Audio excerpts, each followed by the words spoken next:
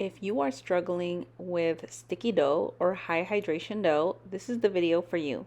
This dough right here is an 82% hydration. You can tell that this dough is very wet and sticky, so I started off by wetting my hands. I go ahead and do some stretch and folds, pulling the dough from one side and folding it over. I go around the bowl a few times. You usually hear people say, go 4 times around the bowl and then let it rest.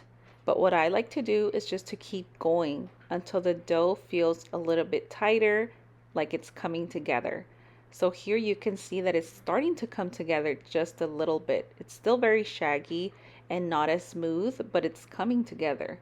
When I'm done going around the bowl and I feel like the dough is getting a little bit tight, I like to flip the dough over and do some coil folds. This is still the first set of stretch and folds, so I did not just stop after stretching the dough 4 times. I like to continue to strengthen the dough until the dough starts to pull back. You can wet your hands in between all of this. I just didn't because I wanted to show you guys that although this dough is sticky and my hands did get some dough on them, this dough will come together. It took me a little over 2 minutes to finish this first set. So I think if you give your dough a little bit of extra time on the first set and give it some extra coil folds, some extra stretch and folds, you will make this dough not as sticky by the end of the fourth set. You will see how it'll be smooth, it won't be sticky to the touch, and you'll have perfect dough.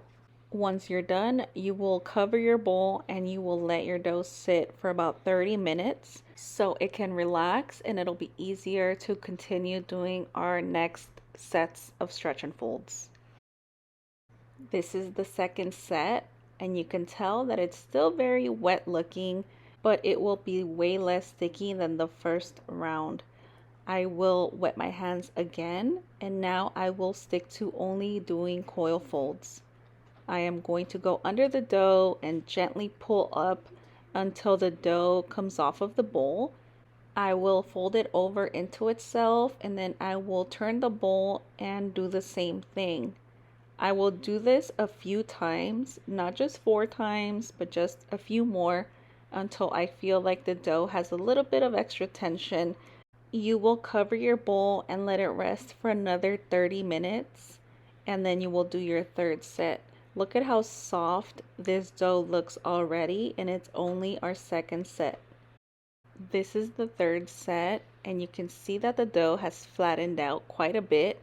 This is because the dough is nice and relaxed, and it also lets me know that this dough needs some more strengthening. If after 30 minutes my dough would still be into somewhat of a nice tight ball, that would mean that my dough is strong enough and it wouldn't need any more stretch and folds or coil folds. So here you can see that the dough is not sticking to my hands at all. It is super soft and fluffy. You can feel that it is starting to get some little gas bubbles and it is starting to rise. So you will try to be very, very gentle with this dough, trying not to rip it or tear it. So once you feel like the dough is nice and tight, you will go ahead and cover it and let it sit for another 30 minutes. I did not do a autolyse or a fermentalise on this dough, although that is recommended when you do a high hydration dough. I decided not to do that. That way I can show you guys that the dough will get manageable if you do your stretch and folds properly. This is my fourth set, and notice how this dough didn't fully flatten out and looks like a pancake like it did when we were starting on the third set. This means that the dough is getting nice and strong, and this will be my last set of stretch and folds.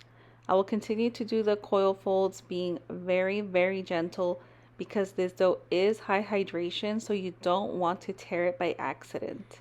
I hope you guys enjoyed this short little video, and I'll see you guys in my next one.